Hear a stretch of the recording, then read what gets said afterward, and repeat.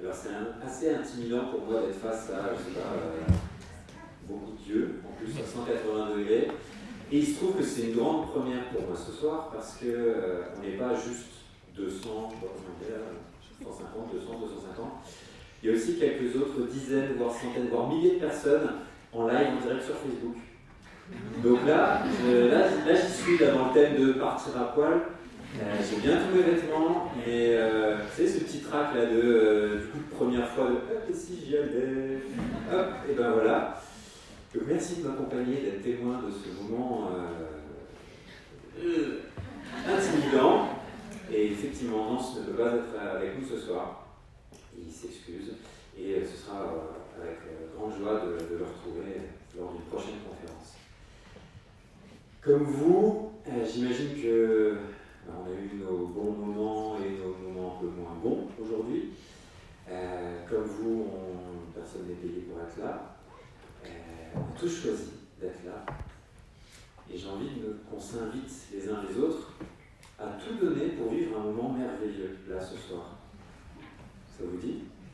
C'est un petit peu timide. Je sais pas, vous avez envie de vous faire chier, une connexion de Jamie auprès du radiateur au fond, tranquille avec son poil à sortir en mode hop hop hop, moi je me casse. Vous avez envie de passer une belle soirée, eh bien ? Voilà. Tout commence par une décision. Tout commence par à un moment donné dire oui sur un choix qu'on fait. Quand on est parti avec Nance dans cette idée de dire chiche, ça te dit, on part en stop.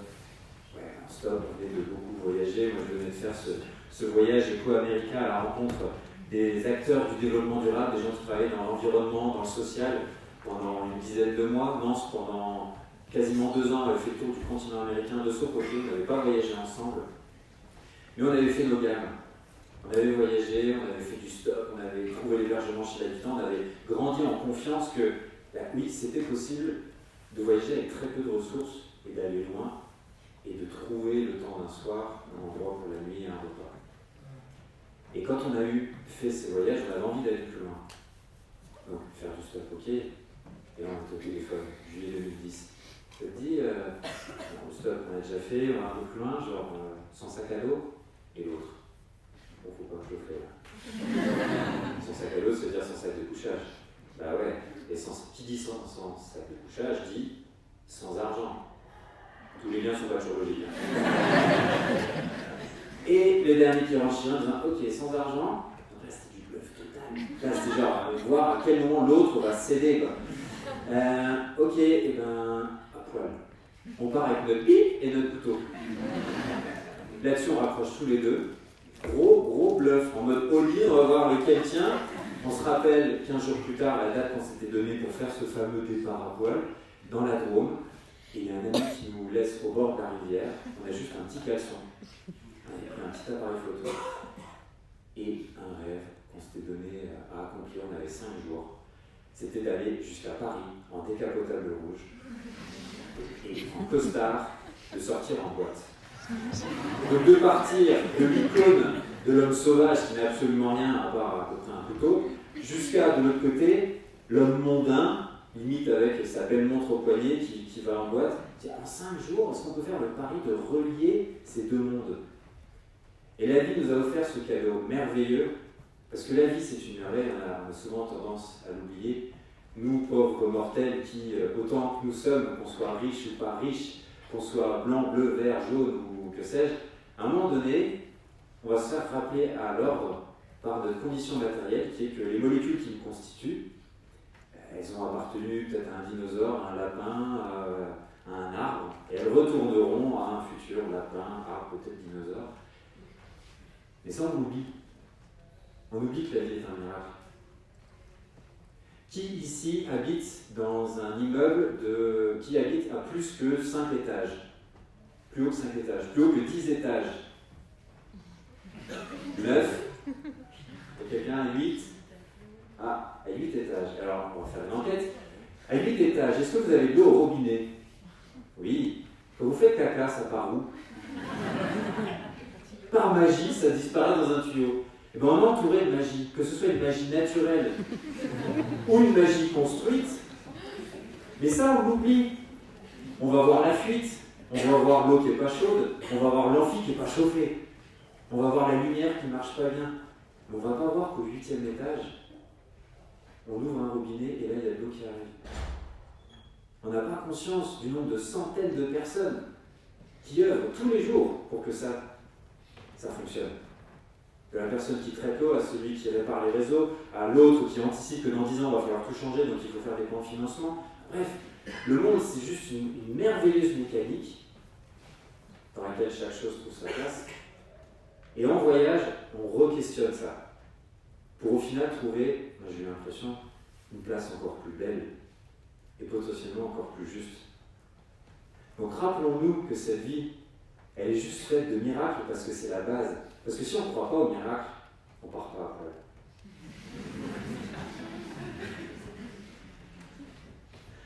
Quand on a annoncé ça à nos proches, ce délire, ouais, la semaine prochaine, on va se retrouver, attends, cette mousse là, on va partir à poil.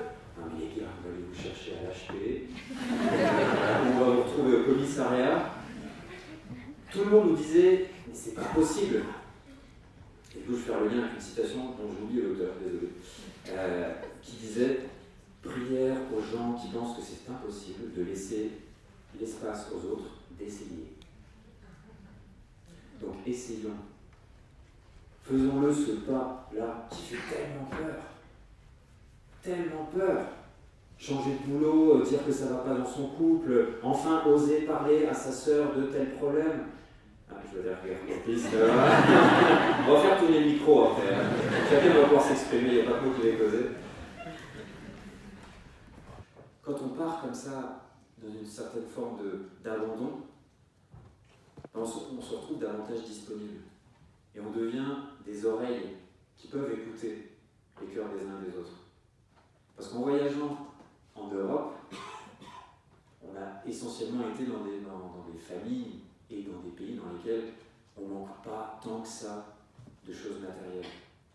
Par contre, il y a une misère qui est bien plus grande que celle du litre de gasoil qui est trop cher ou des fins de mois difficiles. Une misère qui est encore plus grande que ça, c'est la misère affective. Et ça, ici dans cette salle, je sais qu'on est à 90 et quelques pourcents, et moi le premier touché par ça. Parce que c'est tellement difficile d'être à nu dans son cœur. C'est tellement difficile de dire j'ai peur, je suis triste, je suis déçu. Et pas de le dire comme une attaque, de le dire vraiment à nu et sans attendre qu'il y ait quoi que ce soit qui bouge, juste comme révéler son cœur. Donc je rends grâce à ces années de route qui nous ont appris avec Nance à faire ce travail entre nous parce que c'était juste insupportable d'être l'un face à l'autre et de sentir de la jalousie. Oh, putain, il m'énerve quand il prend la guitare, tout de suite il fait 3 accords, t'as tout le monde qui est comme ça. Et il m'énerve comme il parle bien, puis comme il a la bonne question. Et pour passer de la jalousie à l'inspiration et à l'admiration, là il faut un courage de titan, et pas celui de retirer ses vêtements, mais celui de retirer ses barrières, de retirer ses appréhensions, de retirer ses jugements, de retirer tout ce qui nous coupe d'être en lien les uns avec les autres en fait. Il y a une expérience qu'on a vécue dans un voyage qui pour moi était bouleversante. C'est peut-être l'un des films que vous avez vu. C'était dans Objectif Irlande. L'objectif était d'aller en Irlande pour trouver un trèfle à 4 feuilles. Et dans ce voyage, on cherchait un bateau. Donc on était sur le haut de la Bretagne et on passait d'un bateau à l'autre. On a été invité à un moment donné dans un bateau auprès de 4 personnes qui nous ont invités à passer la soirée avec eux. 4 personnes de jeunes retraités. Et dans la conversation, il y avait quelque chose qui comme était beaucoup dans les mots, dans la politique, l'histoire, le ceci, le cela. Et moi, j'avais du mal à accrocher à la conversation. J'avais besoin de quelque chose qui soit plus dans le vivre les choses, dans se dire les choses, plutôt que d'en parler. Et là, Nance a eu, comme très souvent, cette idée magnifique de lancer un jeu qui était « Est-ce que ça vous dit ?» Il a réussi à faire un pont avec la conversation, je ne sais pas où il l'a trouvé, mais il l'a trouvé. Est-ce que ça veut dire qu'on se prend dans les bras et chacun à tour de rôle, on va venir mettre notre oreille sur le cœur de l'autre pendant 2-3 minutes.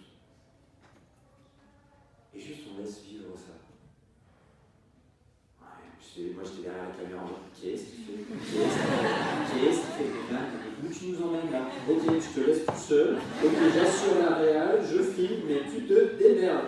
Pour moi, c'était non, mais on se touchait, non, machin, vous comprenez, une petite blague dans tout, et puis on n'en parle plus. Et non, ces 4 personnes disent ok.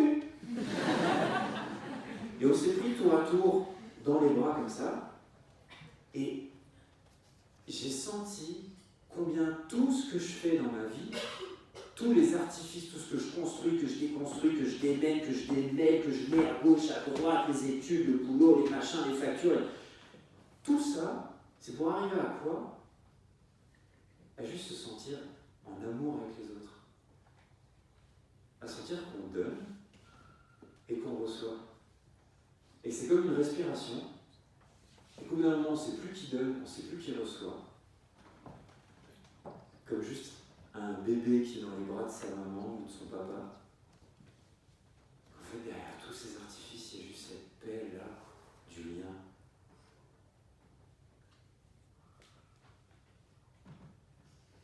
Et du silence. Et qu'on peut aller à l'autre bout de la terre, partir encore plus loin, encore plus longtemps en vacances pour espérer enfin se sentir bien, mais dès qu'on rentre, c'est la même chose. Ça peut être si simple. On a un potentiel, nous humains, entre les mains, d'embellir notre vie, et on s'en rend pas compte. Et on est là, on invente des applications, ceci, cela, pour se mettre en lien, machin.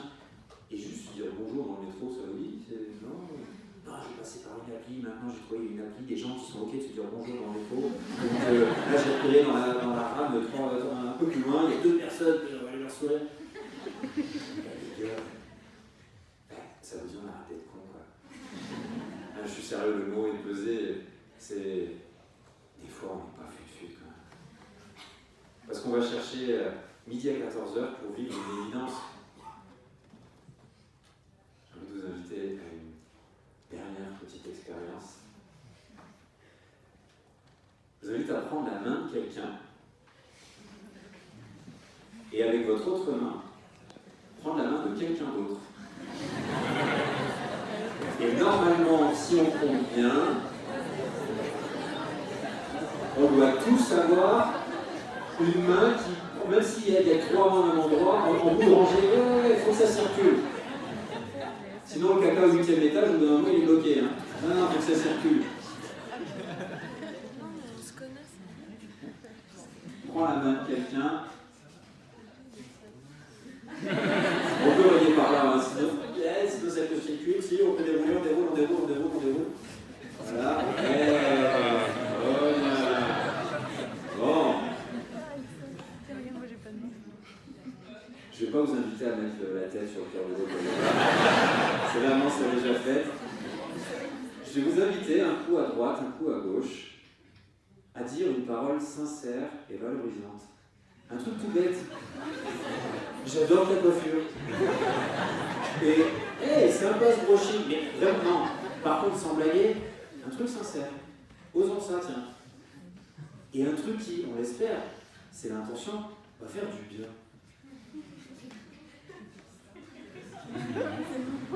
Il y avait la créativité.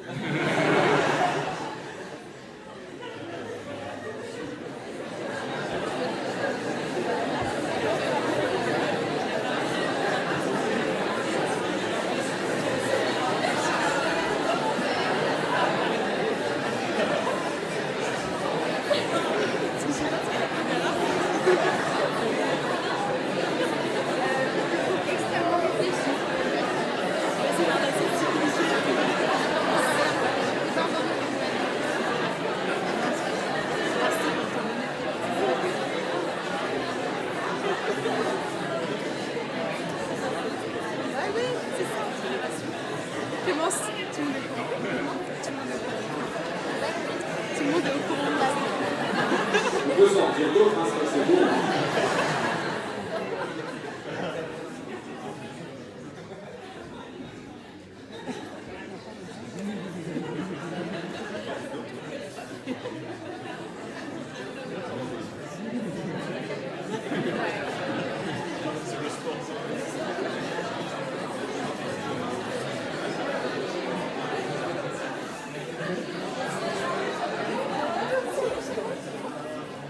Et bien bravo à chacun d'entre nous d'avoir fait cet acte héroïque.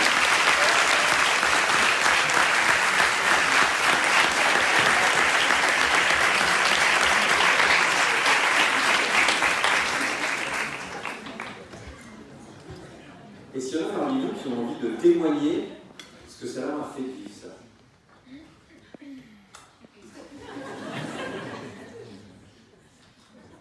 Si vous voulez, on peut fermer les yeux aussi. Je suis un peu loin, mais je vais bien. T'as une bonne voix, donc ouais, vas-y. C'est un peu comme quand on rentre sur une scène de théâtre, c'est-à-dire qu'on se sent fragile, dans le sens où même si c'est des personnes qu'on connaît, en fait, c'est une sorte de pudeur qu'on a, justement une sorte de barrière dont tu parlais. Et en fait, même si par exemple c'est quelqu'un de ma famille, et quand je lui dis quelque chose que j'aime chez lui, par exemple, je me sens fragile parce que c'est une sorte de jugement, je suis pas dans le jugement, alors que c'est juste le fait de dire quelque chose de bien chez lui. Et c'est libérateur en fait. C'est simple, mais comme c'est sous prétexte du jeu, on arrive plus facilement à se le dire en fait. Donc ouais, c'est une belle chose, c'était une belle expérience. Courte mais cool. Faut croire après à faire durer ça, ça peut durer toute la vie, hein. Ça tient qu'à nous. Pour faire plus court, J'ai pas entendu. non, c'est vraiment positif. Super, merci.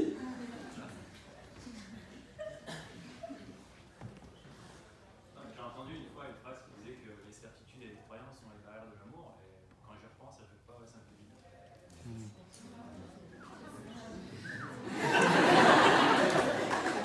Je vais laisser ma place.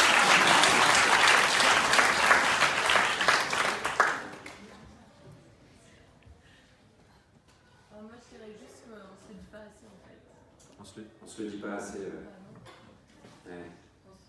Ça me rappelle une rencontre qui a été marquante et qui a initié ce chemin chez moi. C'est que quand j'ai commencé à faire du stop, bien avant de partir sur le continent américain, bien avant de faire mes culottés, j'avais fait la rencontre d'un homme, 55-60 ans, qui était beaucoup d'émotions en voiture, et en déroulant le fil, il finit par me dire qu'il vit une période difficile parce qu'il vient d'enterrer son papa. Et en même temps, il y a un regain d'énergie qui dit mais je suis quand même content parce qu'avant qu'il décède, on a pu se parler, on a eu 2 heures à l'hôpital, on a pu se dire les choses. J'ai trouvé ça à la fois magnifique et en même temps terrible. De se dire qu'il fallait attendre d'avoir la réalité de la vie, qu'à un moment donné, absolument toute relation dans laquelle on a investi aujourd'hui va disparaître. Par son propre décès, par l'éloignement, par le décès des autres, peu importe les raisons, mais à un moment donné, ça va disparaître. Et on peut passer à côté d'honorer ça. Nance, pendant, je crois que ça a duré 1 an et demi, il a fait une formation pour accompagner des personnes en fin de vie. Et apparemment, dans cette formation, il y a une chose à laquelle on est sensibilisé, c'est que la question qui revient très souvent dans la tête des gens qui savent, parce qu'en soins palliatifs, parce que 98 ans, parce que voilà, on sait que c'est là, c'est imminent. La question qui obsède, c'est pas tant est-ce que j'ai assez bossé, est-ce que j'aurais pu mieux assurer dans telle vente, est-ce que j'ai pas vendu ma maison trop peu cher. Non, la question qui obsède vraiment à l'article de la mort, c'est est-ce que j'ai assez aimé? Et si on peut profiter des expériences que les rencontres de la route nous offrent, comme la rencontre de cet homme qui, malgré lui, c'était certainement pas son intention, mais m'a permis de prendre conscience que c'est pas quand mon père sera sur son lit de mort que j'aurai envie d'avoir le courage de lui dire des je t'aime, des là-dessus ça a été dur, de ça t'as pas assuré, de ça t'as été mon héros. Il ne s'agit pas de se dire que des merveilles, hein. Et tout n'est pas rose dans les relations humaines, ça vaut autant que moi. Mais de se les dire, comme tu disais, c'est libérateur. Et c'est quand on arrive à toucher cette liberté-là que la confiance en soi et en l'autre revient, et que tous ces rêves, toutes ces aspirations qu'on a, il y a davantage d'espace pour les vivre. Parce que ce qui fait qu'on ne se lance pas à vivre nos rêves, On n'est pas plus bête que les autres. On est quelque part, on n'est pas plus encombré que les autres dans... Oui, bien sûr, on a déjà des responsabilités, des choses à faire, mais ça, on sait très bien élaguer. On sait très bien se dégager du temps dans l'emploi du temps quand on veut. Par contre, le plus difficile à se délester, c'est les poids qu'on a sur le cœur. Et ces poids-là, on peut s'en délester trop tard, parfois. Donc, je vous invite à ce qu'on se le rappelle, parce que là, c'est moi qui amène ces mots-là, mais demain, je vais l'oublier, et je serai très heureux que l'un d'entre vous me le rappelle. Hey, t'as vu comment tu t'es adressé là à ton frère? T'es sûr que c'était juste? Ce serait peut-être cool d'aller lui parler avec un peu plus de ok, excuse-moi, je me suis emporté. Et on a besoin les uns des autres pour ça. On a besoin d'être des miroirs les uns pour les autres parce qu'on est amnésiques. On l'a tous lu, allez, une cinquantaine de fois, qu'on est déjà dans la catastrophe écologique. On l'a tous lu. Ou entendu. Mais on continue de prendre l'avion pour le premier. Mais on continue d'avoir des smartphones avec des batteries qu'on n'a aucune idée de comment on va les recycler. On va le premier. Et on continue de manger de la nourriture qui n'est pas bio en se disant bah oui, mais elle est moins chère. Et en même temps, qui produit des tomates à 1,20 € le kilo? C'est même pas le prix du transport. On continue d'être dans ces incohérences. Et c'est normal, l'humain est incohérent et il est là pour cheminer, pour grandir. Mais pour pouvoir grandir et faire des vrais bons, et quand il s'agit d'une problématique de société, comme c'est le cas aujourd'hui sur les enjeux environnementaux, ben, il faut qu'on soit ensemble. Parce que tout seul, on a beau s'appeler Nicolas Hulot, je ne sais qui, ben, on n'arrive à rien. Donc rallions-nous. Et pas juste pour sauver notre planète, parce que ça ferait chouette de se dire tiens, on a sauvé notre planète. La planète, elle finira par sauter un jour ou l'autre. Parce que le soleil étant une supernova, au bout d'un moment, il va grignoter le soleil, blablabla, vous le savez autant que moi. Il y aura une fin, quoi qu'il en soit. Mais moi, ce qui me rend profondément triste, c'est qu'on passe à côté de notre plein potentiel. On mérite mieux que ça, quoi.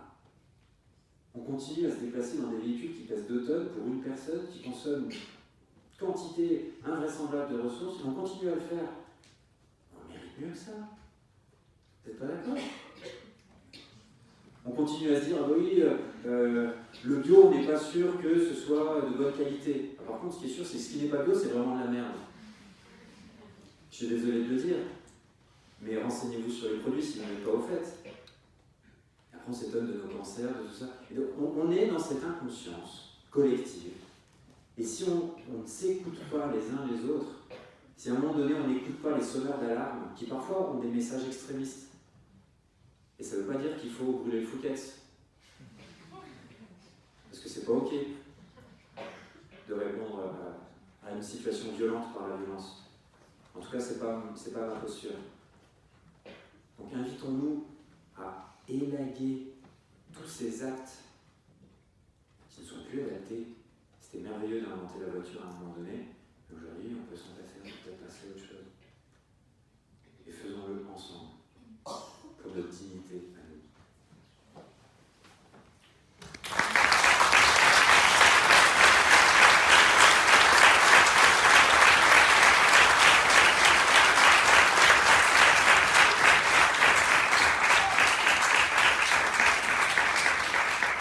Vous imaginez comme la vie, elle pourrait être belle?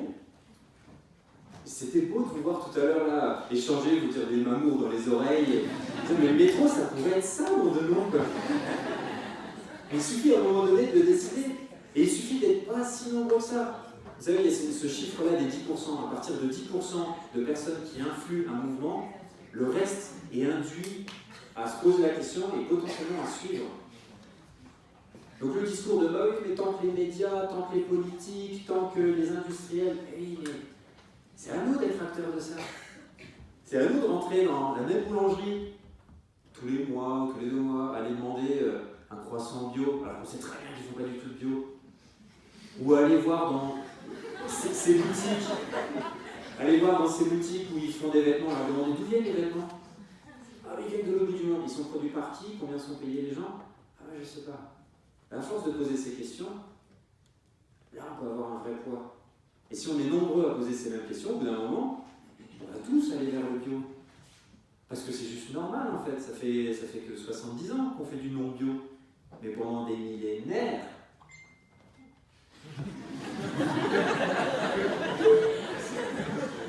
il y a des synchronicités que je maîtrise. Pendant des millénaires, c'était la base de l'humain. Les vêtements qui étaient faits localement pendant des millénaires, c'était la base de l'humain. Et d'un seul coup, on a changé de vie, ça nous a amené plein de choses merveilleuses. Mais aujourd'hui, il va falloir qu'on devienne des humains et des adultes qui sortent de l'adolescence de « Ah, je peux goûter à tout, donc je m'en piffe, j'en prends les applis, les machins, dans tous les sens. » Ok, mais ça a des conséquences. On les connaît, après, il ne faudra pas se plaindre. Donc prenons conscience ensemble qu'on mérite mieux que ça, que c'est possible, et que non de non, ça peut être fun.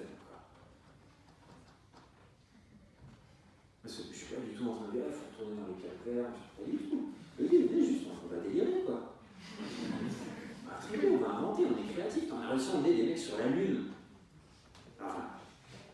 Et là, on va nous dire, oui, vous savez, retirer tel produit chimique, c'est quand même compliqué. Non. Ça, c'est ce qu'on raconte aux enfants quand ils croient au Père Noël. Donc, soyons des adultes responsables, qui regardent leurs responsabilités, les responsabilités de maintenant, et celles dans 30 000 ans, quand on aura encore des déchets nucléaires qui seront là tranquillement à faire. Et pour ça, il y a plein de solutions. Et pour ça, peut-être toi, tu vas nous apporter des solutions sur une énergie un peu plus propre. Toi, tu vas peut-être nous apporter des solutions sur la nourriture qui vient de plus proche. Elle n'était pas 100% bio encore, mais en tout cas, il y a une vraie réflexion. Toi, tu vas nous amener des solutions sur comment on remplace les toilettes au 8e étage, où on fait caca dans de l'eau potable. Ben oui, c'est con quand même. Hein. C'est quand même un peu con. Ensemble, on est puissants, et pour ça, il faut qu'on se relie.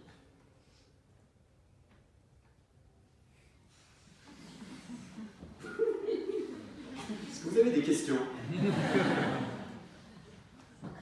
On peut changer de sujet, moi je raconte mes trucs. Vous me donnez un micro, vous savez pas la façon dont vous faites. Est-ce que peut-être on peut essayer de faire descendre les gens pour qu'ils s'installent sur les extrémités là, parce que les pauvres, il y en a qui voient à peine. Il y a de la place encore en bas, ouais, allez-y. On peut battre les cartes, si vous avez envie de changer de voisin, de voisine, c'est le moment. Il y a des petites marches là, peut-être qu'il y a quelques personnes.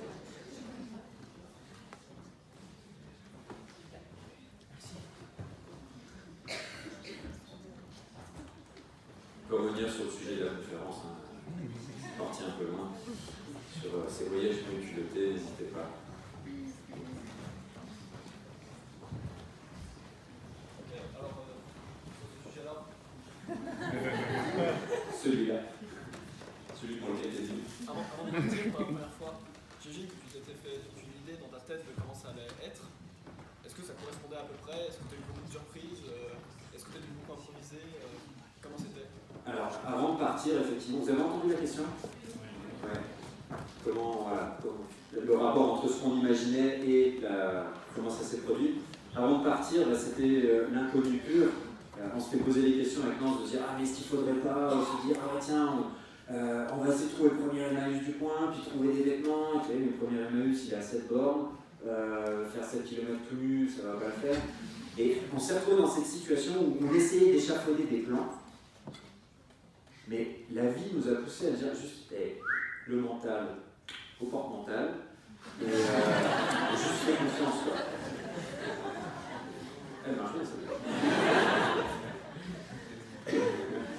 Parce que, en fait, quand on se retrouve dans l'inconnu, on peut construire que des choses à partir de ce qu'on connaît. Donc là, il a fallu lâcher et ça a été un moment jouissif. Et je suis sûr que vous avez toutes et tous vécu quelque chose de la sorte. Peut-être en partant étudier où on dit « Ah mais je ne vais pas parler la langue, je ne sais pas où je vais trouver un logement, machin ». Peu importe la situation, où là, cette fille, ça y est, elle a accepté qu'on a un rendez-vous, qu'est-ce que je vais lui dire, j'en sais rien, on échafaude des tas de trucs. Moi, en ici, j'avais imaginé plein de trucs, puis là, c'est autre chose qui sort. Et à un moment donné, quand on décide de lâcher, qu'on accepte de lâcher, il y a quelque chose qui nous porte. Et je sais qu'on a tous déjà vécu ça. Même peut-être une fois dans notre vie, on a tous déjà vécu cette sensation d'être porté de « ah là, il y a quelque chose de plus grand que moi qui a pris soin, qui s'est manifesté au travers d'une personne, au travers d'un signe bizarre sur une pub, tiens, ça m'évoque une idée, au travers d'une porte fermée, d'un feu rouge alors qu'il devait être vert, peu importe, mais on est porté. Il y en a qui vont appeler ça Dieu, Jésus, Bouddha, le cosmos, peu importe, chacun va mettre ses mots.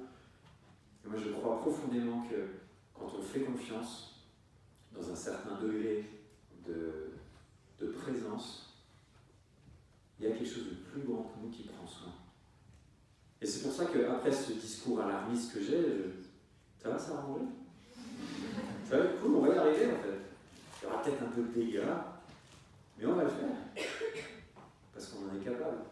Et partir à poil comme ça, sans argent, parce qu'on avait déjà beaucoup voyagé avec Nance, on a été capable de faire ce pas-là supplémentaire. La vie nous a aidés et on s'est fait embarquer. Peut-être une question pas très facile, mais de tous les voyages que tu as fait, c'est quoi la rencontre qui t'a le plus marqué? Eh ben, je dirais que c'est l'une des toutes dernières rencontres que j'ai faites là dans un voyage qu'on vient de terminer avec Nance il y a moins de 3 semaines. C'est un voyage qui a été filmé et qui sera diffusé cet été. Et l'objet était de rencontrer un certain type de personnes c'était sur une île, je ne vais pas vous dire où c'est encore. Il se trouve que dans ce voyage, on a rencontré une centenaire. Et cette centenaire, une femme de tout juste 100 ans, elle venait d'avoir 100 ans, 6-8 mois plus tôt, cette centenaire, elle ne pouvait plus se tenir debout sur ses jambes, elle avait vraiment les genoux très très fatigués, et elle voyait mal au-delà de 20 cm. Et pourtant, c'était une boule de joie.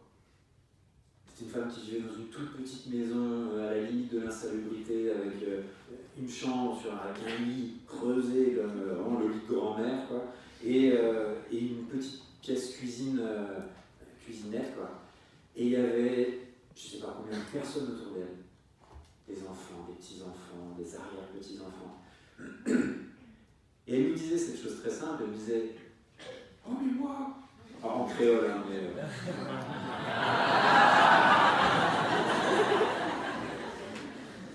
Oh mais moi, si le bon Dieu vient me chercher, je serais bien contente. Et puis s'il me laisse là, eh ben, je serais aussi bien contente. Vous imaginez un instant la force d'esprit qu'il faut pour que, quand on ne peut plus se lever, il y a un paquet de choses qu'on ne peut plus faire. Hein. Et quand on ne voit pas à plus de 20 cm, qu'on puisse se dire que je m'en aille, j'ai fait mon temps, mes enfants ont grandi. Et c'est pas une femme en plus qui a une vie spécialement facile, c'est une femme qui a eu 13 enfants, je crois, maintenant. Donc il y a eu quelques lots de petites difficultés. Et bien qu'au bout de cette vie, on puisse dire que ça s'arrête ou que ça continue, ben, je suis en paix. Et bien ça m'a retourné. Et ça m'a retourné vers moi-même avec mes oh là là, le bus est en retard, oh là là, ça y est, j'ai plus de batterie à mon téléphone, oh là là, ça y est, ceci, cela. Et ce genre de personne, je dis, ouais, ok, 2-3 petites choses à remettre en relativité.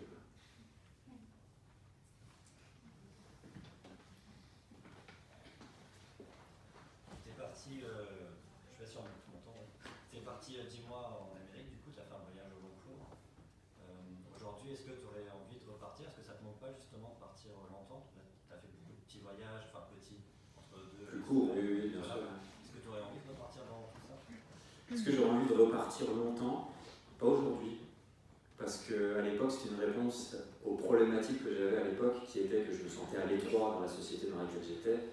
Je me sentais à l'étroit avec mes émotions, où j'avais l'impression que la gratitude, la tristesse, la déception n'avaient pas le droit d'exister, que ce soit dans mon cadre familial, ou même dans mes études, ou dans la société tout simplement, que vivre un deuil, c'était surtout pas quelque chose à faire avec d'autres. Donc j'étais à l'étroit. Donc, je suis parti loin, vite, fort, longtemps, pour désespérément trouver un espace, des déserts suffisamment grands dans lesquels je pouvais vivre ce que j'avais envie de vivre, que ce soit des émotions ou des envies, tout simplement. Et aujourd'hui, j'ai acquis cette confiance que je peux vivre tout ça ici, chez moi. Et maintenant, je me sens dans une autre quête, parce que j'ai l'impression que nous, humains, on est des arbres, et que pour que le houppier, les branches, se développent, il faut un système racinaire bien ancré, parce que si on continue de développer avec toutes nos expériences, tous nos contacts, toutes les personnes qu'on connaît, tout ce qu'on a envie de vivre, tout ce à quoi on goûte, au premier coup de vent, une séparation, un échec scolaire, professionnel, un décès, plus personne. Et c'est ce qui m'est arrivé. J'ai eu en 2015 un moment où ça a été très dur, la grosse séparation d'une très longue relation, de très gros accidents de voiture. Je me suis retrouvé dans une séance de chamanisme à perdre l'usage de la voix pendant 12 heures. On m'a volé mon vélo, j'ai perdu mon statut d'intermittent, j'ai trouvé un homme mort dans la montagne. Tout ça en un mois et demi. C'était pas des choses forcément gravissimes. J'ai pas eu de problème de santé, à part cet accident de voiture où c'est juste un miracle que je sois vivant aujourd'hui. Parce que quand on fait des tonneaux avec un van, ça se coupe. À ce moment-là, la vie m'a réinvité à dire « Hey mec, t'es rentré? Il y a quelqu'un qui tient la baraque là quand ça s'ouvre dehors ?» Et ben non, je tenais pas la baraque. Donc aujourd'hui, c'est ce qui a donné lieu à ça, c'est « Attends, je suis capable de me sentir libre, de me sentir émerveillé par ce qui est là. » Parce que si j'ai besoin de partir longtemps à chaque fois que ça ne va pas, pour moi en tout cas, ça résonne comme une fuite perpétuelle. Donc non, aujourd'hui, j'ai plus envie, c'est plus vivant pour moi aujourd'hui de faire un long voyage, en tout cas pas des mois comme ça, pas pour les mêmes raisons, c'est clair, mais plus à travailler cet ancrage d'un engagement de vie, de famille et de société. Donc j'ai décidé de revenir vivre dans le département où j'ai grandi, la Haute-Marne, qui, je ne sais pas s'il y en a beaucoup ici qui savent où c'est. La Haute-Marne. Ah si, il y a des Haut-Marnais à la salle? Non. Ah bah non, merci de me faire démentir. Et de prendre soin de ce qui est vraiment important, parce qu'au bout de quelques années de voyage avec Lance, on s'est aperçu que ce qui faisait qu'on avait eu le culot, l'audace, le courage et la confiance de partir tout nu, de partir sans argent. Et puis c'est pas juste partir qui est potentiellement difficile, c'est continuer le voyage. Parce que quand on se retrouve à moins 7 degrés, qu'on est tout nu, au mois de mars, pour aller voir des aurores boréales en Islande, et puis que 10 minutes passent, une demi-heure, 1 heure, 2, 3, puis on n'a toujours pas trouvé de vêtements, à moins 7 degrés tout nu, là il faut de l'ancrage un peu quand même. Et ça, on a tous ce potentiel-là, mais on ne le développe pas forcément, parce qu'on vit pour beaucoup d'entre nous entre 18 et 22 degrés toute l'année, parce que justement on va trouver des fuites, comme je l'ai fait, comme je continue à le faire, dans les voyages au long cours, le café, le chocolat, ou que sais-je. Mais on ne va pas rencontrer notre fragilité qui est la porte à juste derrière notre puissance. Parce que derrière le petit garçon fragile qui ne croit plus, qui n'arrive plus, qui est rincé, derrière il y a un bonhomme. Derrière la jeune femme qui a un ventre comme ça, qui se dit « mais je vais jamais y arriver à faire passer ce truc !» Derrière il y a une femme. Et ça, on l'a tous. Ce potentiel, cette centrale nucléaire, elle est là. Donc à nous de la cultiver pour que justement on n'ait pas spécialement besoin d'aller chercher ces ressources à l'autre bout du monde, mais se rappeler qu'elles sont bien ici, chez nous et en nous.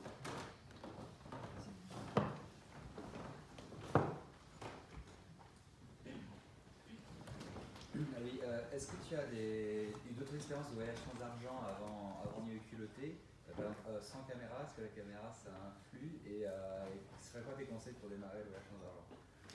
Alors, est-ce que la caméra influe? Oui, clairement. Mais là où elle influe le plus, c'est que elle amène une charge mentale pour celui qui la porte. Parce que quand on filme, il ne s'agit pas juste d'avoir une caméra et puis ça tourne. Il y a des notions de cadre, des notions de contre-jour, des notions d'autorisation droit à l'image, et tout un tas de choses qui vont avec le fait de filmer. Et on a fait des voyages avec Nance, on en a fait ensemble, on en a fait seul aussi séparément.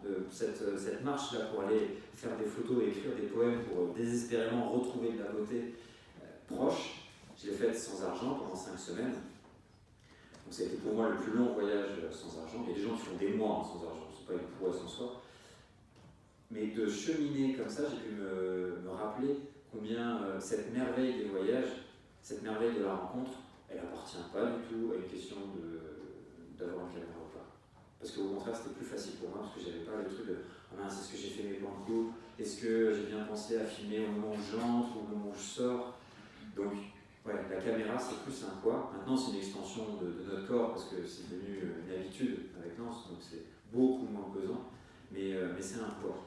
Et là où ça peut jouer, et c'est arrivé que ça joue en notre faveur, c'est quand on arrive à 23h, minuit, 1h du matin, qu'on toque à une porte, et que les gens voyant la caméra se disent bon, ça doit pas être des voleurs, ils feraient pas un live sur Facebook, tiens, comment faire un bon cambriolage.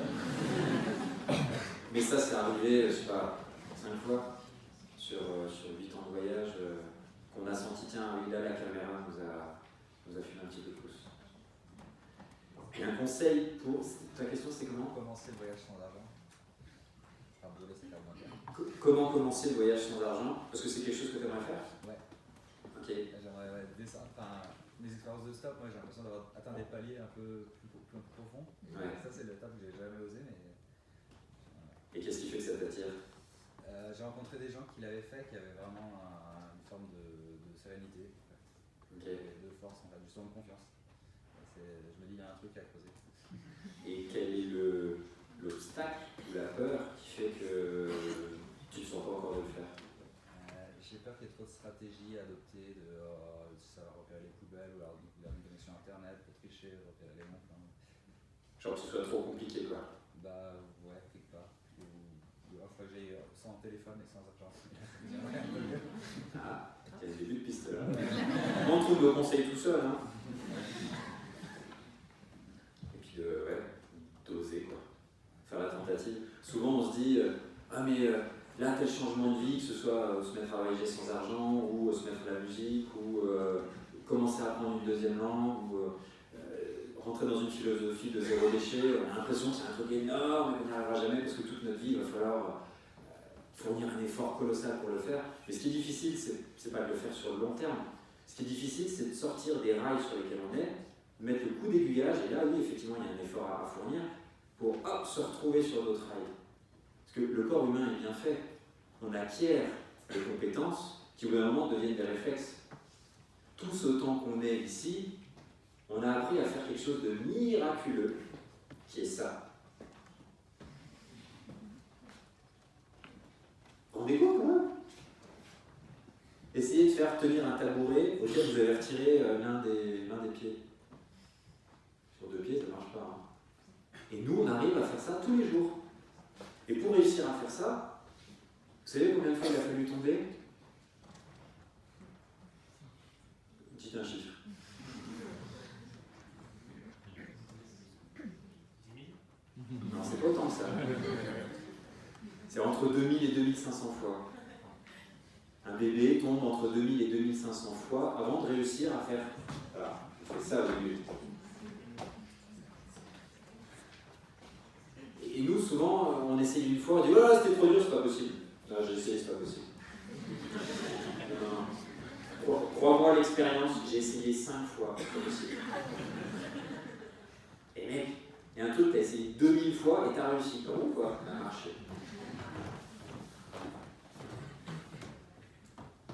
Donc avec cet encouragement que les autres, pour revenir à ta question sur comment commencer une expérience comme ça, moi une chose qui m'a énormément aidé, c'était de faire ce que tu as déjà commencé, j'ai l'impression, d'aller chercher à la fois de l'inspiration, ça c'est le côté émotionnel, et d'aller chercher des connaissances, ça c'est le côté mental. Parce qu'on a beau désirer ardemment quelque chose, c'est le cœur, il y a besoin d'un minimum de connaissances. On ne se retrouve pas devant une salle de concert, devant une contrebasse, si on n'a jamais touché l'instrument. Oui, bien sûr, commencez pas à pas.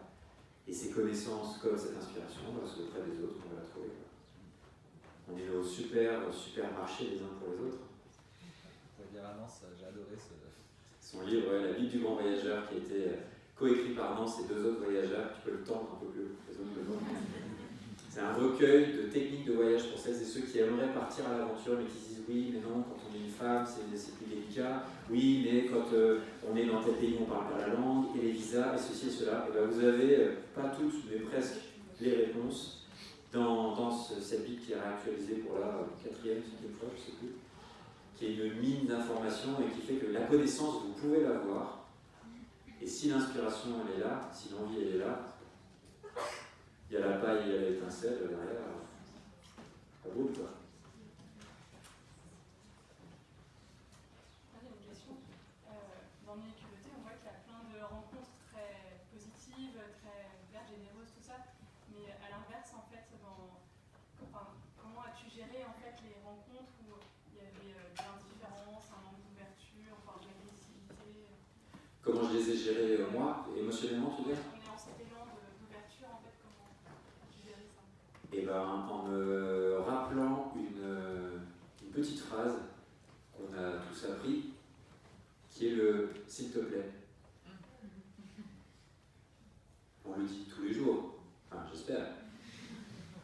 En disant « s'il te plaît », on garde l'autre libre. On garde l'autre libre d'être qui il est et libre de dire oui ou non. Et dans cette posture-là, il y a une liberté de celui qui demande qui est énorme. Et c'est là le piège dans lequel on est resté pendant longtemps avec Nance, c'était de demander aux gens un hébergement, à manger, un trajet, peu importe, des vêtements. Et quand on faisait nos demandes, il y avait une part de nous qui espérait qu'il y avait des attentes et qui quelque part ne laissait pas trop le choix à l'autre. Mais si on ne laisse pas le choix à l'autre, on est des animaux, hein, on sent les trucs, même si on ne sait pas forcément mettre des mots dessus. Là c'est l'entourloupe, là ce truc-là, non, quoi. Et là on se fait parfois envoyer peut-être avec force, aussi parce que les gens ont leur vie, ont leurs difficultés, et c'est pas toujours évident. Mais nous, on y met quelque chose dans la relation qui fait que parfois, on reçoit des noms. Et quand on revient dans cette posture-là de voilà, je voyage sans argent, voilà, on a décidé avec mon ami de faire ça depuis quelques jours, et là pour ce soir, on cherche un hébergement. Et on acceptera à la seule condition, c'est que ça vous fasse vraiment plaisir. Parce qu'en s'assurant de ça, il n'y a plus de dette. C'est-à-dire que l'autre, il est déjà payé en plaisir quelque part. Parce qu'il y a un truc insupportable à être dans cette forme de vulnérabilité, c'est qu'on reçoit, et au bout d'un moment, c'est difficile de ne pas sentir qu'on peut redonner. Or, on redonne déjà si la personne le fait avec plaisir. Et là, nous, tous autant que nous sommes potentiels voyageurs ou déjà voyageurs aguerris, on est un cadeau pour les gens qui nous reçoivent. Et moi, il m'a fallu des années pour piger ce truc-là. Je suis un cadeau pour la personne qui m'emmène en stop, qui va peut-être pas s'endormir pendant son trajet, qui va peut-être pouvoir casser son quotidien, se raconter des choses, se faire des confidences aussi. On est un cadeau les uns pour les autres. Et c'est vrai pour le voyage, mais c'est vrai aussi dans un amphi, une nouvelle personne qu'on ne connaissait pas, avec qui on discute, c'est vrai aussi dans la rue, on est des cadeaux les uns pour les autres. Et bien souvent, on n'y croit pas. Parce qu'on a cette culture au fond de nous de mauvaise estime de nous-mêmes, il faut avoir un 20 sur 20 pour valoir quelque chose, c'est quand on a une promotion au travail que là on sent qu'on a grandi quelque chose, mais c'est dommage. Parce que sans avoir rien gagné, rien construit, rien fait, on est déjà des cadeaux les uns pour les autres. Et quand on se rappelle de ça, si l'autre il est pas content, ça lui plaît pas, ça va aller voir ailleurs, pas de problème. Bonne journée. Et il y aura d'autres personnes pour qui ce sera un plaisir de passer un temps avec nous.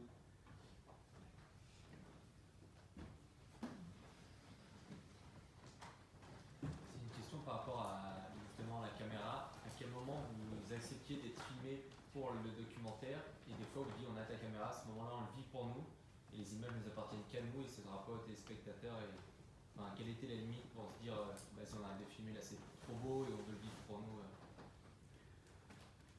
La limite, elle était quand l'un de nous sentait que non, là stop. Là stop parce que je me sens insécure, parce que là j'ai besoin de le vivre pour moi. Donc il n'y a pas vraiment de recette. C'était un moment ressenti de l'un ou l'autre. Et c'est ça qui est magique dans le fait d'être un duo qui se connaît bien, c'est que avec nos sensibilités, on a nos fusibles, et à un moment donné, il y en a un qui fait attention, là il y a un petit. Peut-être que l'autre il pourrait continuer encore, il pourrait encore filmer, il pourrait encore avancer, il pourrait encore, peu importe. Mais là il y en a un qui dit stop, et ça c'est merveilleux parce que quand on arrive à faire confiance dans cette intelligence du vivant qui dépasse les deux individualités, mais qui se considère comme un système, je suis ingénieur de formation, j'adore ce truc-là, c'est que ensemble, on est un système avec plein de vigies.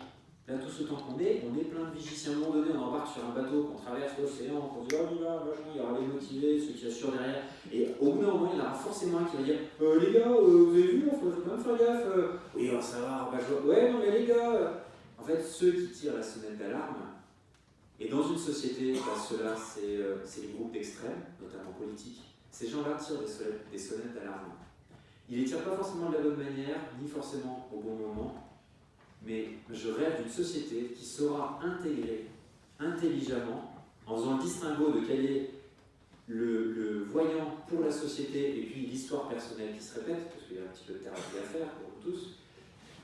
Mais si on arrive à intégrer la parole des uns et des autres, on peut construire quelque chose de superbe. Mais pour ça, il faut sortir de la masse et il faut réussir à se dire ah ouais, ok, moi je rêverais de continuer là, mais il ne le sent pas, et c'est pas juste pour lui qu'il ne le sent pas. C'est que la relation à un moment donné, l'œuvre commune, c'est que c'est pas juste. Et si on arrive à sentir l'endroit où on le sent tous les deux, là, plus rien qui tient. Là, on déplace des montagnes. Là, on peut aller rencontrer des lords, on peut aller en. Enfin, c'est vraiment, pour moi, c'est ce qui fait que Nuit Culottée a fonctionné, c'est ce qui fait que ces voyages ont fonctionné avec Nance, c'est qu'on s'est toujours dit la relation avant tout.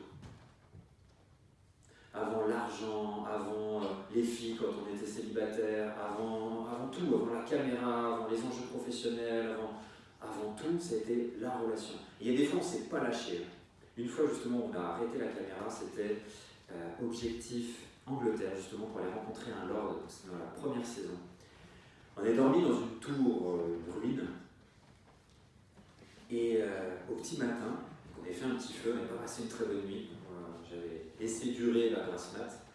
Et au petit matin, Nance sort la caméra, tout pimpant, il commence à faire des plans, la macro, des oiseaux, des machins, et il fait un plan de moi en train de dormir. Et là, je sens que ça me saoule un peu, beaucoup, et je ne comprends pas pourquoi, une espèce de truc qui grince là, et il a fallu 4 heures, à poil avec notre jupe c'était des feuilles de maïs.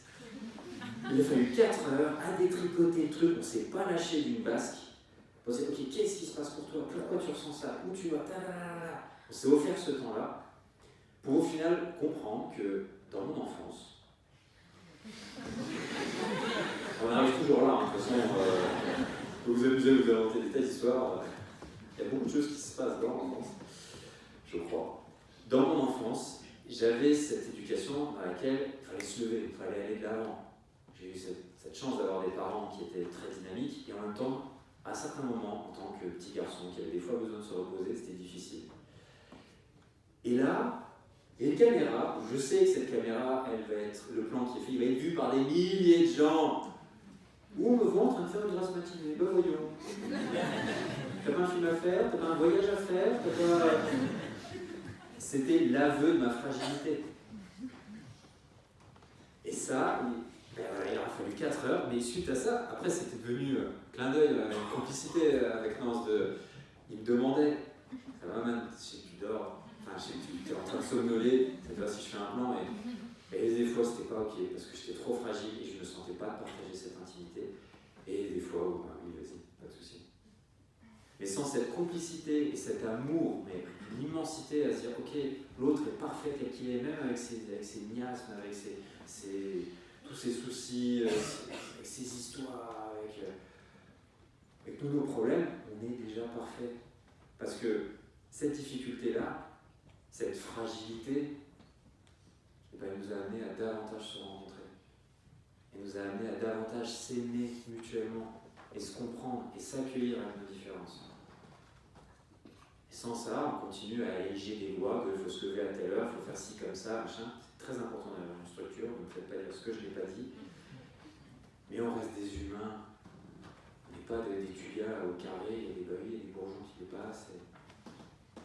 Donc la limite, ça a été ça, la sensibilité.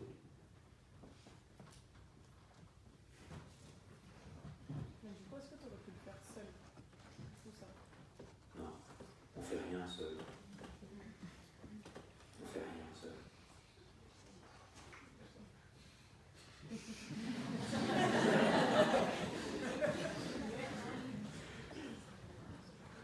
On fait rien seul. Il y a plein de gens qui m'ont dit, dans le, je crois que c'était première ou deuxième année, on avait Lego qui prenait de l'espace. Oh, on a fait plein de voyages, on est des ouf et tout, on a fait de l'avion stop, du machin, nan. Et là, il y a un gars qui nous a dit, ouais, mais les gars, vous êtes instruits. Oui, vous êtes à poil, vous avez qu'un couteau, machin. Vous êtes instruits. Vous avez une éducation. On vous a accompagné à vivre avec votre sensibilité.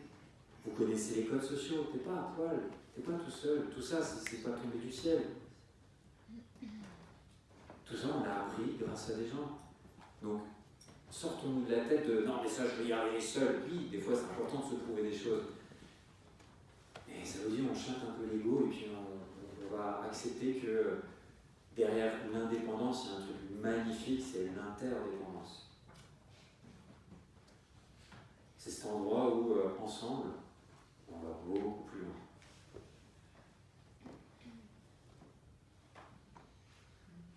Merci d'avoir lancé là-dessus. Justement, qu'est-ce que ça vous apporte le fait d'être deux en voyage? Et à quel moment tu t'es dit, ok, non, c'est la personne avec qui je suis prêt à partager tout ça?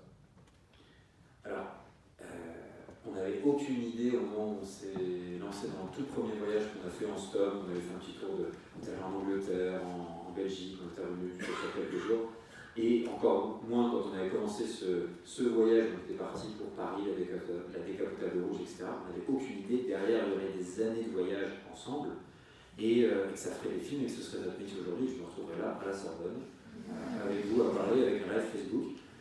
Tout ça n'était pas du tout anticipé. Donc, il n'y a pas eu un déclic où on s'est dit c'est bon, on est prêt à vivre tout ça. Néanmoins, il y avait cette intuition et puis cette innocence de l'enfance, de viens, on essaye, on va voir quoi, au pire quoi. Au pire, on aura essayé et on saura que dans les conditions de ce moment-là, c'était pas bon. Donc ça. Souvent, je vois que j'ai ce truc-là de me dire non, mais quand j'aurai ça réuni, c'est bon, je pourrais me lancer. Pas tant longtemps. Alors qu'une fois qu'on se lance, on fait un premier voyage en stop, on fait un deuxième, et puis on améliore 2-3 trucs, on allège le sac à dos, on se dit tiens, pourquoi pas sans argent? Là, ouais, le processus il s'établit en chemin. Quoi. Donc non, il n'y a pas eu de déclic, où il y a eu un début, une fin, ça a été un éternel début, qui en même temps une éternelle fin. Ça répond à ta question? Ouais. Je suis pas sûr, donc n'hésite pas à recibler. Ok. Qu'est-ce que le voyage t'a appris sur le rapport qu'on a au temps dans notre quotidien?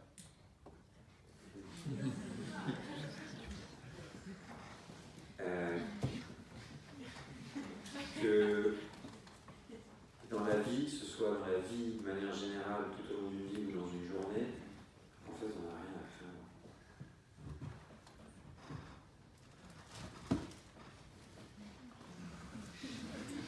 C'est parfait. Même si je suis le premier à être très heureux, quand j'étais gamin, j'avais peur de tout. J'avais peur du noir, alors pas celui auquel certains pensent. J'avais peur du froid, j'avais peur des gens, mais tellement. Quand ça sonnait chez moi, chez mes parents, et que je savais qu'à un moment donné ou un autre, mes parents ils disaient oh, viens dire bonjour, non, je me portais sur ma couette. J'étais hyper timide, j'avais énormément peur. Et c'est justement parce que j'avais tellement peur qu'au bout d'un moment, c'était insupportable de vivre dans la peur. Quoi, je vais me rajouter des carapaces. Alors j'ai eu ma période rugby, boxe, à dire c'est beau, je suis un costaud, je fais rien. Et je me suis flingué le genou et le pied. Bon, coupé, c'est autre chose. Et je suis passé par plein de périodes à m'inventer des sécurités. Et on peut s'en inventer plein, hein, des alarmes, des machins, des trucs.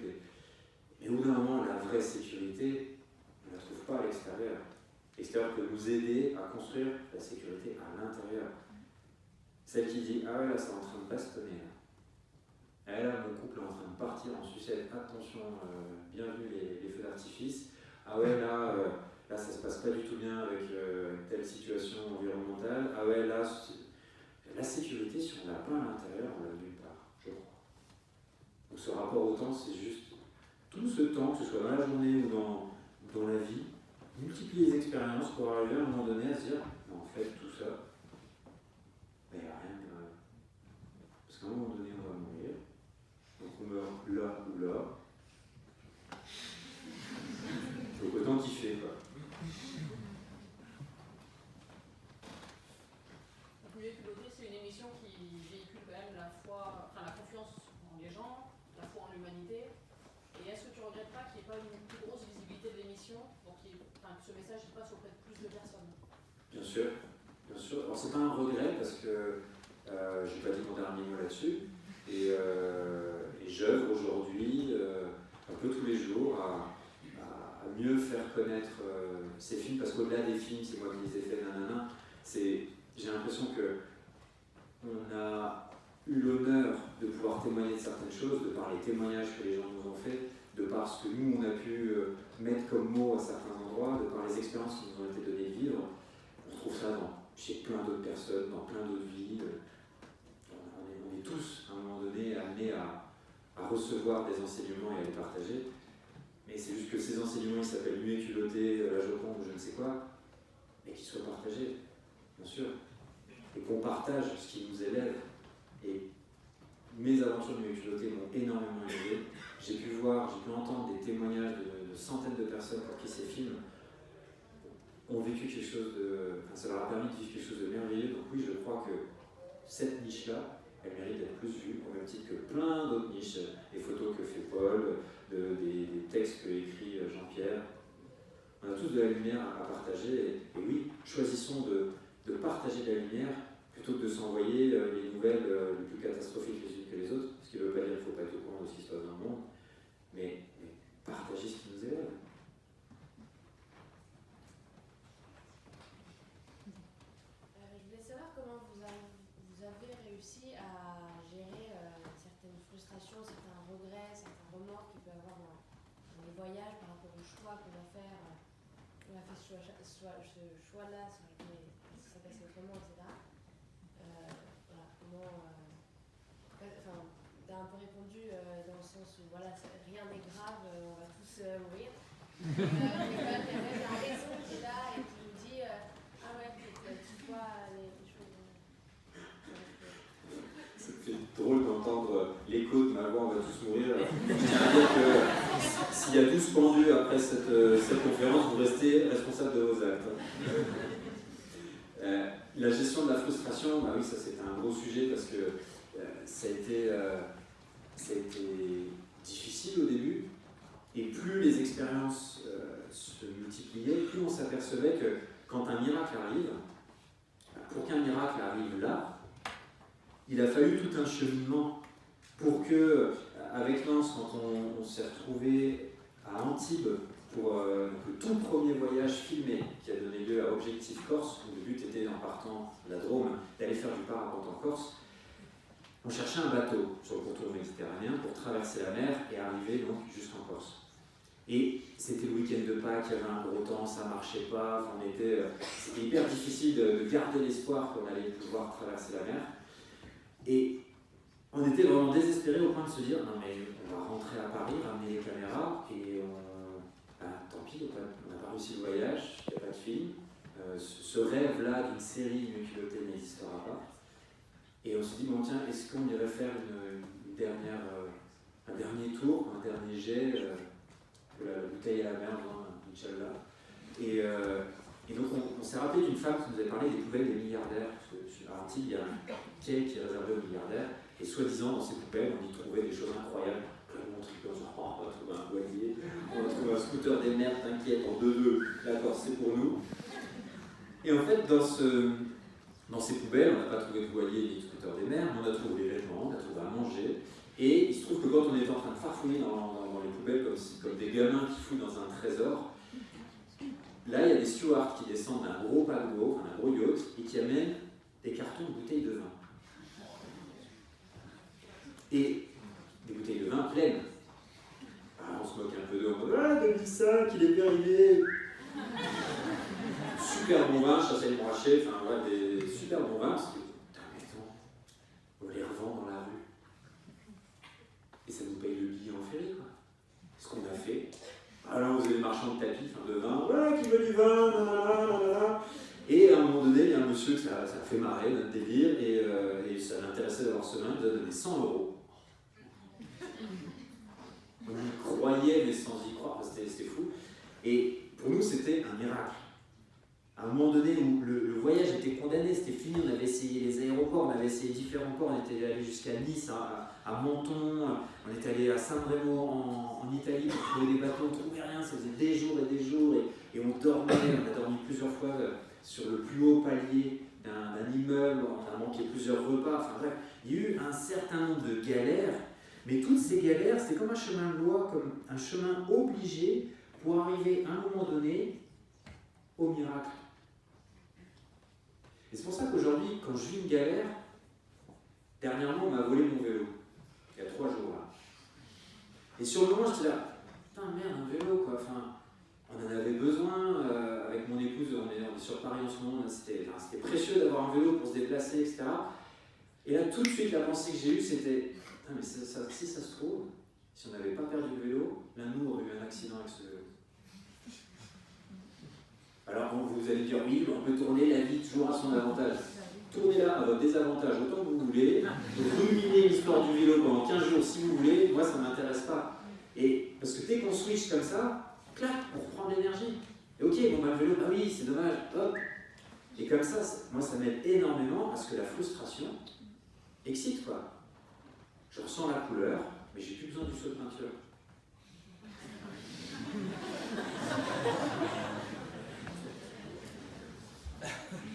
Donc multiplions nos expériences de vie pour juste, au bout d'un moment, on acquiert de la confiance et ça va aller quoi. À un moment, tu as dit que ceux qui tiraient la sonnette d'alarme, c'était des extrémistes, dans ta métaphore du bateau. Et que les extrémistes tiraient les sonnettes d'alarme, mais pas forcément, c'est pas vrai dans les deux sens. Non. Parce que du coup, même s'ils sont des extrémistes, pour autant, peut-être que ça vaut la peine de les écouter. C'est pas parce que ce sont des extrémistes qu'ils.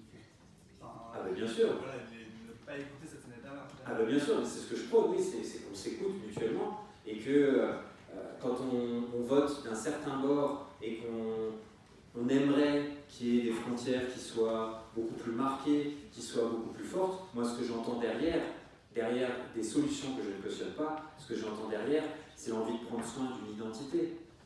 Et je pense que c'est conciliable de prendre soin d'une identité et en même temps d'une liberté de mouvement qui est prônée par d'autres. Il y a un endroit où on peut se rejoindre. Le problème, c'est que si on reste focalisé sur les stratégies, sur comment on va nourrir ça, bah oui, là on s'entretue. Mais si on en revient aux besoins de base, parce qu'on a tous besoin de sécurité, on a tous besoin de liberté. Et je sais qu'on a tous vécu ce truc-là dans un couple, entre deux amis, dans une fratrie, dans un boulot, partout, ce truc-là de l'opposition de la sécurité et de la liberté, c'est tous les jours. Il y en a un qui aimerait bien rentrer un peu plus tôt parce que il a faim, et puis l'autre qui dit putain, mais je suis en train de kiffer, enfin non, on rentre pas maintenant. Sécurité et liberté. Et si on arrive à se rappeler que ces polarités, elles s'échangent tous les jours, bah oui, je sais ce que c'est que d'avoir besoin de liberté, je sais ce que c'est que d'avoir besoin de sécurité, mais on arrête d'être focalisé sur à quelle heure on prend le bus, mais on va se concilier et surtout se comprendre à un autre endroit plus profond. Et ça, c'est une clé de descendre en profondeur. Et je suis persuadé que je ne verrai pas de ce vivant, mais j'espère que ça se construira un jour, qu'à l'échelle d'une société, on est capable de ça. D'entendre les besoins fondamentaux de l'humain qui ne sont pas nourris par nos choix de société et que certains groupes d'individus revendiquent.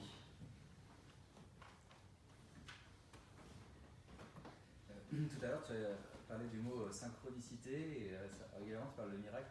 Est-ce que ça ne rend pas un peu superstitieux d'être sur la route Genre, il y a tellement de choses qui t'arrivent, et puis finalement, t'as 3 jours de trace, et puis tu te dis, il faut que, je sais pas, je fasse un mendiant pour renverser la tendance. Enfin, je sais pas ce que c'est, des trucs comme ça. Bah oui. Pendant des années, avant que je fasse ce voyage-là à retourner en Haute-Marne, mon département d'essence, ou département 52, avant, vous allez savoir pourquoi, avant que je fasse ce cheminement pendant des années, et dans ce cas-là, il pourrait vous en parler, à chaque fois qu'il y avait un « Oh bah, il est 17h52, c'est un signe. Non mais t'as vu sur la plaque d'immatriculation là, il y a un 52, c'est cette voiture où il faut aller. » Je devenais fada quoi. Et en même temps, ça m'a porté aussi. Ça m'a porté dans des moments où, bah, quand on est dans le doute, quand on est dans le flou, on ne sait plus où aller, bah, heureusement qu'il y a ces petits signes qui, bien sûr, c'est pas le signe de la sortie, c'est par là, mais c'est le signe de, moi je les intègre comme la vie est avec toi. Comme s'il y avait une entité qui disait je suis avec toi. Juste garde la confiance. C'est ça l'objectif final. C'est pas d'arriver à l'objectif, c'est pas de réussir cet examen, c'est l'objectif pour moi de la vie, c'est de rester en confiance. Même devant la mort, quand cette grand-mère de 100 ans nous dit que je parte ou que je reste, je suis en confiance. Je crois que c'est, en tout cas, c'est l'objectif que je poursuis, c'est que quelles que soient les ambitions que je me donne, je reste en confiance. Et que même si ça ne se réalise pas, j'ai confiance qu'il y a une raison. Et ça me porte. Et les portes s'ouvrent d'autant plus.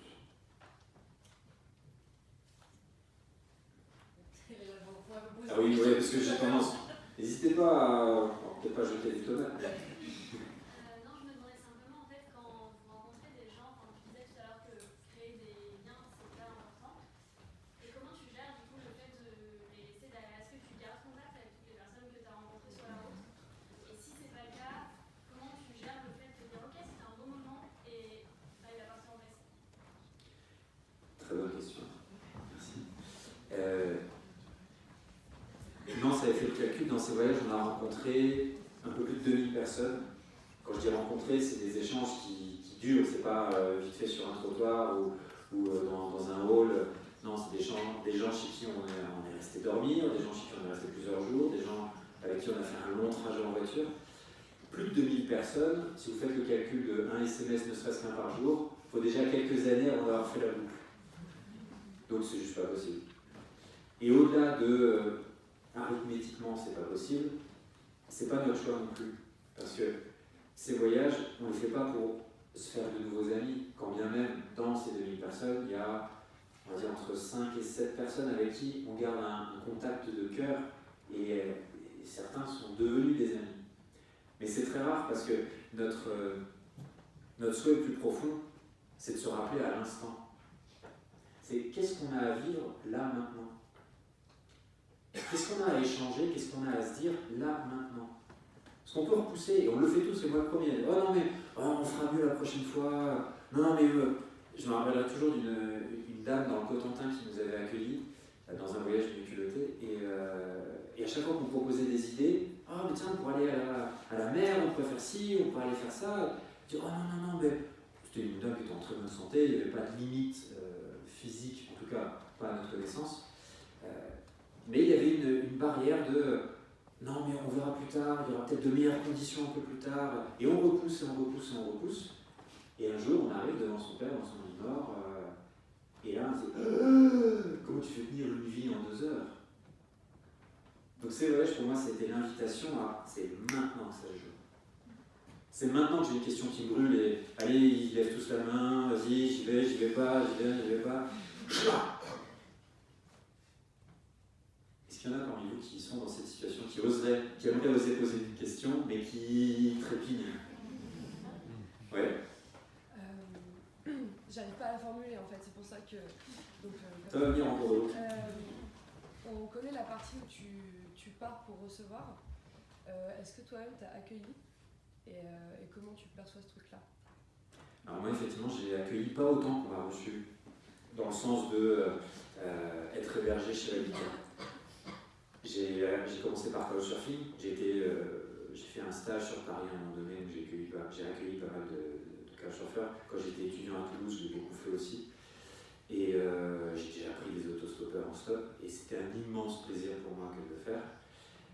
Et en même temps, aujourd'hui, encore une fois, ce truc de accueillir, donner, recevoir, il y a un endroit où, peu importe le sens en fait, parce que quand je suis reçu chez l'habitant, je sais que je donne énormément. Au même titre que eux donnent. C'est juste qu'on ne donne pas les mêmes choses. Quand l'habitant me reçoit, il va m'offrir une douche, il va m'offrir un reste dans le frigo, il va m'offrir un lit. Moi, je sais que je vais offrir une écoute, je vais offrir quelque chose qui casse le quotidien, une histoire à raconter aux collègues le lendemain. Donc, on ne peut plus faire des comptes d'apothicaire en fait. C'était pas l'endroit de ma question. Ah, merci de recycler. En fait, pour moi, moi aussi, j'accueille. Et je trouve qu'il y a une notion de voyage immobile. Enfin, j'ai pas beaucoup de vacances, j'ai pas beaucoup d'argent, mais par contre, tous les gens qui passent par chez moi font voyager. Et me donnent des endroits où aller, en plus. Et voilà, c'était ton retour là-dessus, du coup. C'est ce qui est beau, effectivement, dans le fait de pouvoir accueillir, en plus aujourd'hui, avec tous les sites internet qu'il y a, la facilité de pouvoir se rencontrer, de se faire confiance. Je ne sais pas s'il y en a qui parmi vous ne connaissent pas Couchsurfing, je vous invite à regarder ce genre de site internet qui existe depuis 15 ans, 17 ans peut-être, qui mettent en relation des voyageurs et des hébergeants. Effectivement, ça permet de voyager en restant chez soi. Et souvent, on néglige cette dimension-là de l'évasion. C'est qu'on a l'impression qu'il faut que ce soit nous qui allions à l'autre bout de la Terre. Et oui, c'est vrai que ça amène de belles choses, mais on peut être tout aussi dépaysé en restant chez soi et en accueillant le monde à sa table. Et redécouvrir en fait le monde dans lequel on vit, en le faisant découvrir à d'autres gens en fait. Et oui, parce qu'on va se plaire à... J'habite dans une petite ville qui s'appelle Langres, et il y a de magnifiques remparts. Et quand on reçoit des gens, j'adore ça, faire le tour des remparts, parce que je le redécouvre à chaque fois. Des personnes qui n'ont pas encore posé de questions. Il y a quelque chose que je ne comprends pas. Tu dis à la fois qu'il faut s'enraciner et se sécuriser soi-même pour ne pas se laisser bouleverser par les éléments extérieurs.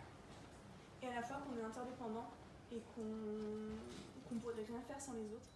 Donc je voulais savoir comment tu fais un équilibre entre les deux. Merci pour cette question, ça m'invite à toujours aller plus loin. Pour moi, c'est deux polarités d'un même fil, et on est un curseur qui se déplace de droite à gauche. Il y a des moments où il faut cultiver cet ancrage individuel, cette stabilité personnelle, et d'autres moments où c'est fort de cette stabilité que je vais pouvoir nourrir l'extérieur et le lien et l'interdépendance, et parfois c'est dans l'autre sens. Parfois c'est parce que j'ai des amis autour de moi, parce que j'ai de bonnes relations avec mes frères et sœurs, parce qu'on a construit de la confiance dans mon activité professionnelle, que je peux m'appuyer dessus pour pouvoir me reconstruire à un endroit où personnellement je suis plus fragile. Mais si on tient que sur une jambe ou que sur l'autre, on avance à cloche-pied. Merci, ça me donne des images que je vais garder après. Ça éclaircit? Ouais, cool. Bonsoir. Merci pour l'émission, parce que tout ce que ça véhicule, les bonnes idées que ça donne, c'est super cool. Moi, la question que j'avais par rapport à cette émission, c'est est-ce qu'il y a eu des moments où vous avez dû abandonner ou faire un break, vous dire ça ne marche pas, on fait une pause et on repart? Est-ce que c'est déjà arrivé? Et le troisième truc, dans tout ce que tu dis en fait, sur philosophie de vie, sur oser, sur cette notion de miracle sans aucun aspect religieux, en fait, il faut tout simplement faire des mômes. Parce que ça te permet, moi je les conseille, c'est un peu chiant. C'est un mot de la fin, faites des mômes. Tu regardes les choses déjà, tous les jours tu dis putain le miracle, la marche par exemple, c'est incroyable. Tous ces trucs-là, donc c'est un peu moins cher que mon voyage en avion. Ça dépend quel est le périmètre de l'étude.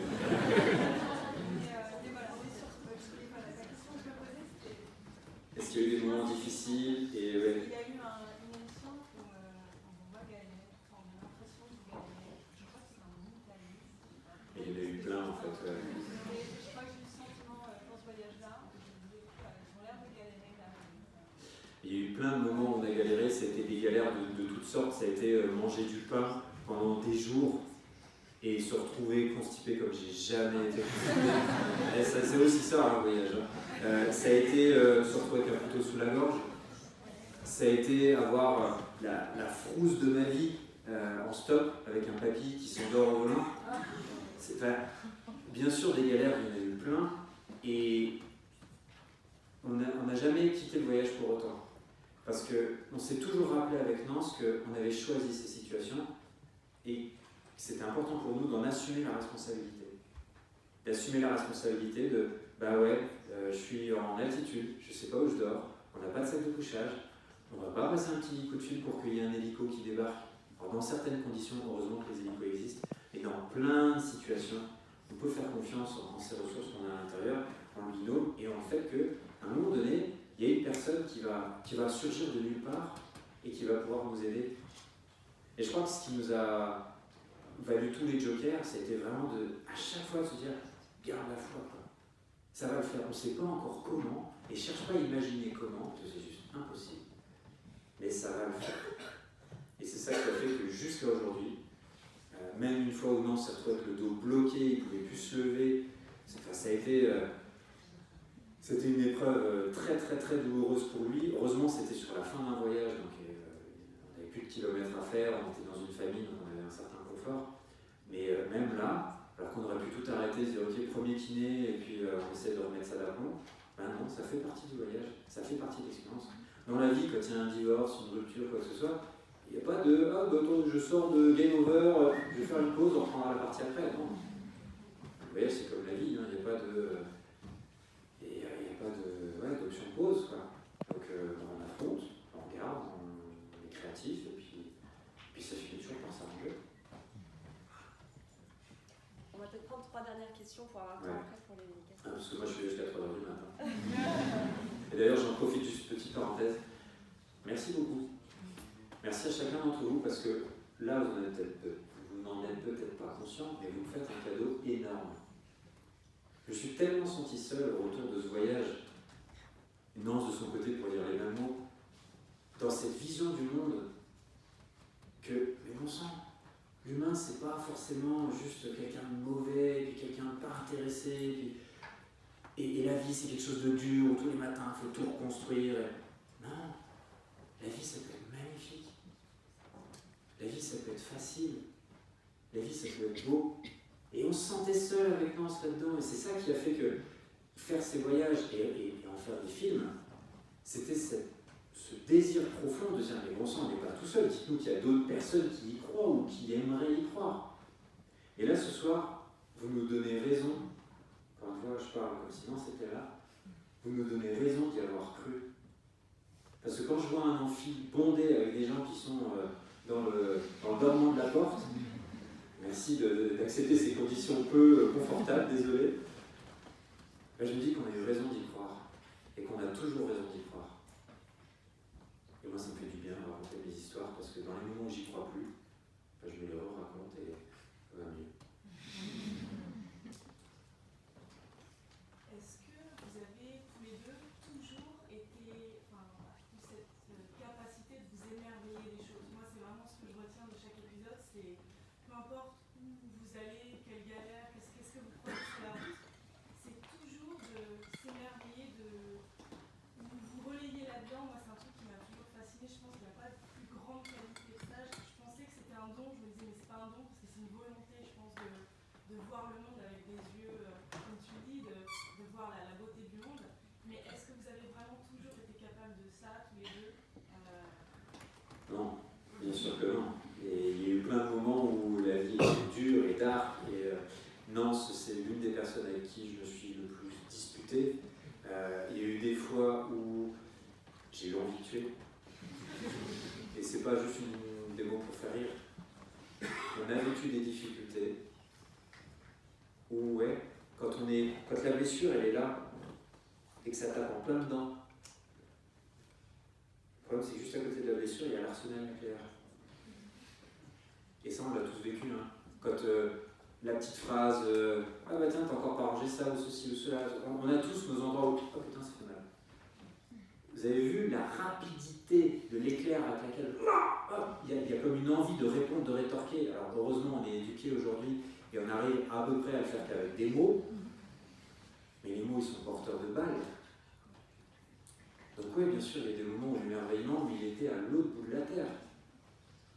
Mais c'est une éducation, et t'as dit le mot, à un moment donné, c'est aussi une décision. Parce que la foi, c'est pas juste un truc qui tombe du ciel, c'est un truc qui aussi se décide.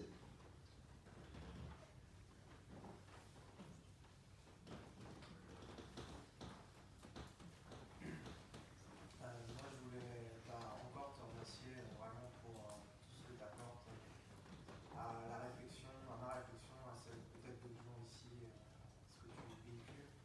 Je voulais savoir si, au-delà de ton projet Nuit au culotté et même de ce que tu as fait du coup dans tes voyages perso, dans tes bouquins, tu étais impliqué ou engagé dans autre chose, que ce soit de la politique, de l'associatif, un projet plus global avec d'autres gens.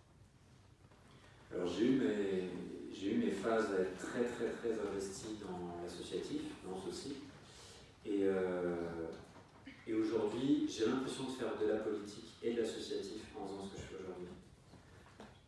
Parce que j'ai pas trouvé ma place dans ce milieu, c'était pas ma place, non pas que le milieu soit pas bien, pas adapté, rien à voir avec ça, c'est juste que ma place elle est là plutôt que d'être là. Et fort heureusement qu'il y a plein de gens ici pour mener tous ces combats et puis faire valoir toutes ces valeurs. Aujourd'hui, j'essaye d'incarner cette phrase de Gandhi qui me plaît beaucoup, qui est, il y en a deux en fait, l'une se répond à l'autre, je vois les sourires qui s'affichent, j'imagine que pour certains je vais rien apprendre. C'est soit le changement que tu veux voir dans le monde, et aussi ce rapport à l'exemple. L'exemple n'est pas le meilleur moyen d'influencer, je terminerai là-dessus,